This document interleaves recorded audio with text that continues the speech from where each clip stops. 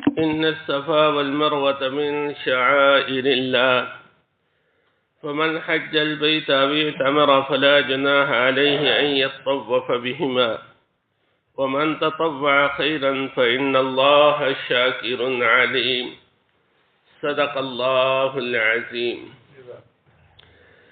إن الصفا والمروة من شعائر الله، بے شک صفا اور مروہ اللہ کے شعائر میں سے ہیں. فمن حج البیت او اعتمر فلا جناح علیہ ان یطوف بہما، پس جو شخص بیت اللہ کا حج کرے یا عمرہ کرے پس نہیں ہے کوئی گناہ اس پر یہ کہ طواف کرے وہ ان دونوں کا. ومن تطوع خیرا، اور جو کوئی خوشی سے کرے کوئی نیکی کا کام، فإن اللہ شاکر علیم، پس بے شک اللہ قدر کرنے والے جاننے والے ہیں. پچھلی آیات میں اللہ پاک نے یہ فرمایا کہ اے ایمان والو، صبر کے ذریعے اور نماز کے ذریعے اللہ سے مدد مانگو. بے شک اللہ صبر کرنے والوں کے ساتھ ہے. صبر کرنے والوں کے ساتھ اللہ کی معیت، اللہ کی مدد، اللہ کی نصرت، اور صبر کرنے والوں پہ اللہ پاک کی خاص عنایات، رحمتوں کا نزول، اور اللہ پاک جو ہے اسے گمراہی سے بچاتے ہیں، ہدایت پہ اسے قائم رکھتے ہیں. زیر درس آیت میں ایک آزمائش اور اس پر صبر کا ایک بے مثال واقعہ بیان کیا گیا ہے کہ جس پر اللہ پاک کی طرف سے پھر خاص عنایات بھی ہوئیں اور خاص رحمتیں اور برکتوں کا نزول بھی ہوا. واقعہ یہ ہے کہ سیدنا ابراہیم علیہ السلام کو اللہ پاک نے حکم دیا کہ بیوی اور بچے کو وادی غیر ذی زرع میں پہنچا دیں. جہاں بیت اللہ شریف ہے یہاں کوئی درخت بھی نہیں تھا، کوئی مکان بھی نہیں تھا، کوئی خیمہ، کوئی کمرہ، کچھ بھی نہیں تھا.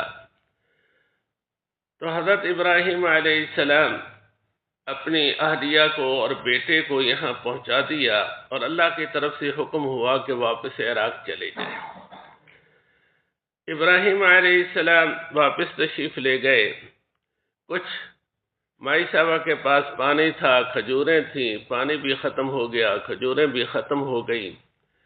بچہ ہے، معصوم ہے، پیاس سے وہ تڑپنے لگا. تو مائی صاحبہ ماں ہیں، بچے کے لیے بے چین اور بے قرار ہو جاتی ہیں. تو پانی کی تلاش میں بیت اللہ کے قریب دو چھوٹی چھوٹی پہاڑیاں تھیں، اب بھی ان کے کچھ آثار باقی ہیں، ایک صفا اور دوسرا مروہ.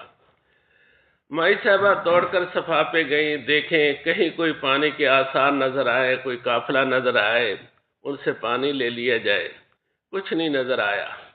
پھر دوڑ کر مروہ پہ پہنچی، وہاں دیکھا، وہاں بھی کچھ نہیں نظر آیا. پھر واپس صفا پہ آئی. اس طرح آپ نے 7 چکر لگائے. پھر بچے کے پاس گئی تو دیکھا کہ ان کے قدموں میں پانی جاری ہو چکا ہے. اب یہ ایک آزمائش تھی، اس آزمائش پہ صبر کیا گیا. اس صبر کے نتیجے میں اللہ پاک نے کتنی بڑی عنایت فرمائی کہ چشمہ جاری کر دیا، رحمتوں اور برکتوں والا پانی عطا کیا. اور ساتھ ساتھ یہ بھی کہ حضرت حاجرہ علیہ السلام کا صفا اور مروہ کے درمیان دوڑنا اللہ پاک کو اتنا پسند آیا کہ رہتی دنیا تک اسے یادگار بنا دیا.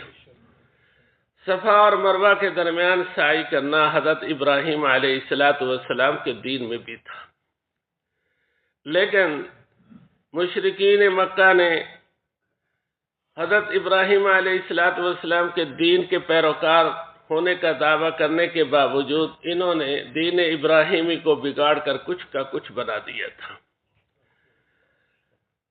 صفا اور مروہ کے درمیان جو سعی ہے اس کے بارے میں بھی مشرکین کے 2 گروہ تھے. ایک تو وہ تھا جو مکہ سے باہر ایک بت رکھا ہوا تھا منات، وہاں سے جا کر احرام باندھتے تھے اور اپنا طواف وغیرہ کرتے تھے، لیکن صفا اور مروہ کے درمیان سعی نہیں کرتے تھے۔ دوسرا وہ تھا جو صفا اور مروہ کے درمیان سعی تو کرتا تھا، لیکن انہوں نے صفا اور مروہ پر دو بت رکھے ہوئے تھے، ایک اصاف اور دوسرا نائلہ۔ یہ ان کے درمیان سعی کرنے والے یہ اللہ کی رضا کے لیے سعی نہیں کرتے تھے، بلکہ یہ سمجھتے تھے کہ ہم ان بتوں کی عبادت کر رہے ہیں۔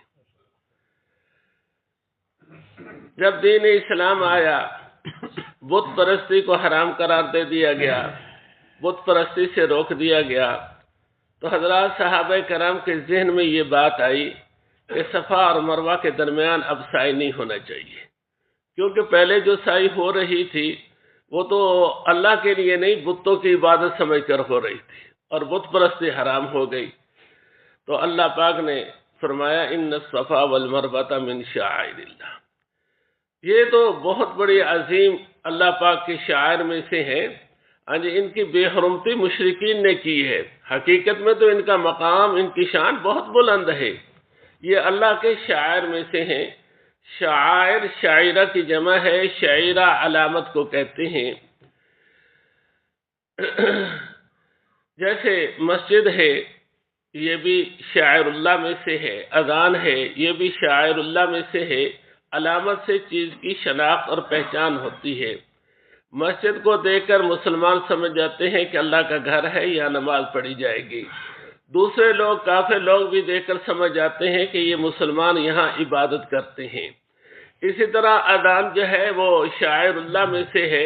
جیسے اذان ہوتی ہے، مسلمان سمجھ جاتے ہیں یہ علامت ہے کہ نماز کا وقت ہو چکا ہے، اور کافر لوگ سنتے ہیں تو وہ بھی سمجھتے ہیں کہ یہ مسلمانوں کی اذان ہو رہی ہے، یا مسلمان رہتے ہیں، مسلمان آباد ہیں۔ تو یہ کیا ہے؟ شاعر اللہ میں سے ہے۔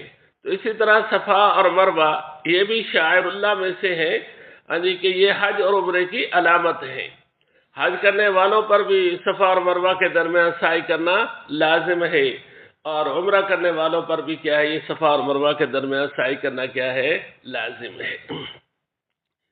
اللہ پاک فرماتے ہیں ان الصفا والمروہ من شعائر اللہ، بے شک صفا اور مروہ اللہ کے شعائر میں سے ہیں۔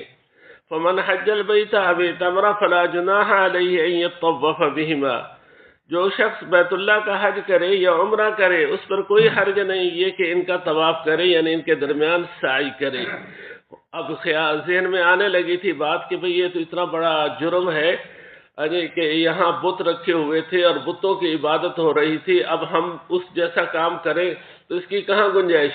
تو جواب دیا گیا کہ نہیں، یہ انہوں نے بے حرمتی کی تھی، حقیقت میں کیا ہے؟ یہ تو بہت عظیم پہاڑیاں ہیں، شاعر اللہ میں سے ہیں۔ اس کے درمیان یہ اللہ کی رضا کے لیے سعی کرنا یہ جرم نہیں ہے، بلکہ عبادت ہے، بلکہ کیا ہے؟ حج میں اور عمرے میں لازم ہے۔ وَمَن تَطَوَّعَ خَيْرًا، اور جو آدمی خوشی سے کوئی بھی نیکی کا کام کرے، یعنی اس سے مراد نفل عمل ہے، خواہ نفلی نماز پڑھے، خواہ نفل صدقہ خیرات کرے، خواہ نفل حج کرے، فَإِنَّ اللَّهَ شَاكِرٌ عَلِيمٌ، بے شک اللہ قدر کرنے والے، جاننے والے ہیں۔ جس نے بھی کوئی نیک عمل کیا ہے، نفل عمل کیا ہے، اسے اس کا بدلہ اللہ پاک عطا کریں گے، اس کا صلہ اسے دیں گے۔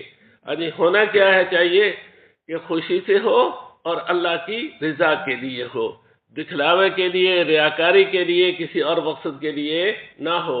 فرض عمل تو بہت بڑا عمل ہے، واجب عمل تو بہت بڑا عمل ہے، نفل عمل جس کے نہ کرنے پر گناہ نہیں ہے، لیکن اگر کر لیا جائے تو اللہ پاک اس کا بہت زیادہ اجر اور ثواب عطا فرمائیں گے، کیونکہ اللہ پاک قدر کرنے والے ہیں۔